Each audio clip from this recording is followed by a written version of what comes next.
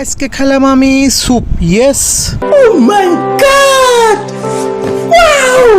তাই আমি চলে আসি নিকুঞ্জ 2-এর 5 নাম্বার রোডে। ওইখানে এক মুরব্বী চাচা স্যুপ বেচতেছে। ওনার স্যুপটা দেখে খাইবার মনে কইছিল কয়দিন আগে, তাই চলে আসলাম এসে খাওয়ার জন্য। আসেই দেখি কাকা গরম গরম স্যুপ বিক্রি করতেছে। তো কাকা কইলাম, কাকা 2 বাটি স্যুপ ধরো। তো কাকা 2 বাটি স্যুপ ধরা শুরু করলে, যেই না স্যুপের কাছে নিয়ে আসলে আমার দেখে তো চমৎকার লেগে গেল। সে কি স্যুপ নাকি ভাত।